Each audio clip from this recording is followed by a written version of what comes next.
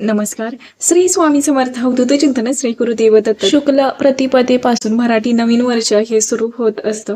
बघा, जसं की आपण इंग्रजी नवीन वर्ष थाटामाटात उत्साहाने साजरे करत असतो, तसंच मराठी नवीन वर्ष देखील आपल्याला तसंच साजरं करायचं असतं. पण बघा, अगदीच की मराठी नवीन वर्ष चालू होण्याआधी आपल्या घरात म्हणजेच गुढीपाडव्याच्या आधी आपल्याला काही बदल आपल्या घरात करायचे असतात, की जेणेकरून बघा, अगदीच की गुढीपाडवा झाला की लगेच चैत्र नवरात्रीला सुरुवात होत असते. बघा, वर्षामध्ये 4 नवरात्री येत असतात. एक शारदीय नवरात्री, एक चैत्र नवरात्री आणि बाकी 2 असतात त्या गुप्त नवरात्री असतात. तर बघा, आपण चैत्र नवरात्री आणि शारदीय नवरात्री हे साजरे करत असतो. त्यामुळे बघा, अगदीच काही दिवसामध्ये चैत्र नवरात्रीला सुरुवात होणार आहे. माता लक्ष्मी आपल्या कुलदेवीची सेवा करण्यासाठी खरंच खूप सुवर्ण संधी आपल्याला भेटत असते. माता लक्ष्मीचं आगमन होण्यासाठी आपल्याला आपल्या घरातील दरिद्रता, नकारात्मकता आधी बाहेर काढणं गरजेचं असतं. जेव्हा आपल्या घरातील दरिद्रता, अलक्ष्मी बाहेर जाते, तेव्हाच माता लक्ष्मीचं आपल्या घरात आगमन होत असतं. ह्यासाठी आपल्याला चैत्र नवरात्रीच्या आधी म्हणजेच की बघा, मराठी नवीन वर्ष चालू होण्याच्या आधी, गुढीपाडव्याच्या आधी काही बदल आपल्या घरात करायचे आहेत. तर ते कोणते असणार आहेत, तर त्याबाबतच इन डिटेल अशी माहिती असणार आहे. तर व्हिडिओ नक्की कंटिन्यू करा. आपल्याला गुढीपाडवा येण्याच्या आधी आपल्या घरात बघा, अमावस्या आली की आपण काही ना काही घरात बघा स्वच्छता वगैरे करत असतो. त्याचबरोबर मराठी नवीन वर्ष गुढीपाडवा हा सण खरंच म्हणजे 3.5 मुहूर्तांपैकी एक मानला जातो. आणि या दरम्यान जर आपण बघा, नवरात्रीच्या आधी, या गुढीपाडव्याच्या आधी आपल्या घरातील बघा खूप महिला अशा आहेत की अगदी सणवार आला की घरातील सर्व काही डीप क्लिनिंग करायची, घरात कसलंही जळमट ठेवत नाही. पण अशा घरात माता लक्ष्मी अखंड नांदते. अशा घरात सुख समृद्धी भरभराट बघा राहते. त्यामुळे आपल्या घरात देखील माता लक्ष्मीचं आगमन व्हावं, त्याचबरोबर घरात सुख समृद्धी नांदावी असं जर तुम्हाला वाटत असेल तर बघा, अगदीच की तुमचं देवघर आहे. त्याचबरोबर बघा, जिथं कुठं असं वाटतंय की तुम्हाला ज्या गोष्टी लागतच नाहीयेत पण ते वर्षानुवर्ष तसेच पडून आहेत, तर त्या गोष्टी आपल्याला बाहेर काढायच्या आहेत. अगदीच की बघा, तुमचं देवघर आहे पण त्यामध्ये खरंच खूप धूळ बसलेली आहे त्या देवघरावरती. त्याचबरोबर तुमचे देव सुद्धा असे आहेत की अगदीच की जे टाक आहेत तर ते खराब झालेले आहेत.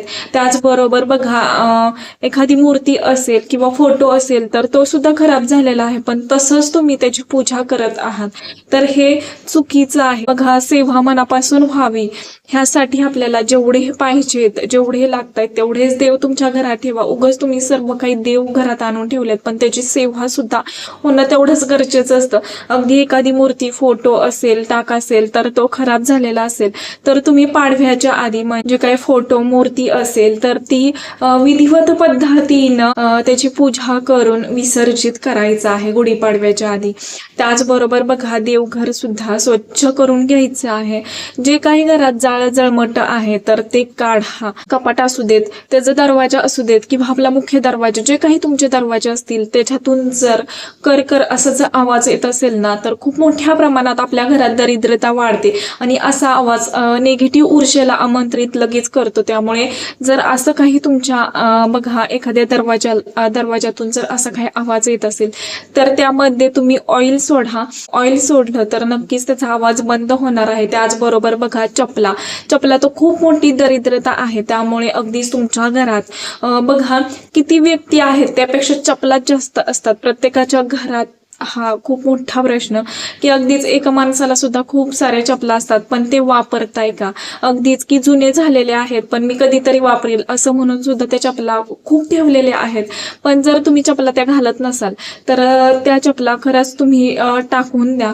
कारण की बघा, अशा चपला सुद्धा खूप मोठ्या प्रमाणात घरात दरिद्रता आणतात आणि खूप जणांना अशी सवय असते, बाहेरून आलं की अगदी मुख्य दरवाजाच्या तिथं चपला काढून देणं, हे चुकीची पद्धत आहे. बघा, जर आपल्या घरासमोर आपल्या मुख्य दरवाजाच्या तिथं जर खूप मोठ्या प्रमाणात चपलाचा ढिगारा पडला असेल, अगदीच की इकडे तिकडे पडलेल्या असतील, काही चपला उलट्या पडतात, तसंच चपला पडत असतील तर बघा, आपल्या घरात दिवसातून किती तर वेळा माता लक्ष्मी आगमन करत असते, येत असते.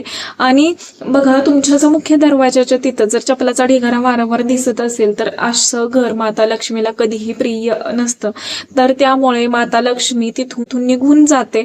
असे घर माता लक्ष्मी घराच्या बाहेर बाहेर जाते तर नक्कीच की लक्ष्मीचं घरात आगमन होत असतं. म्हणजे तुमच्या घरात कटकटी भांडणं वारंवार होणं हे होत असतं, दरिद्रता येणं.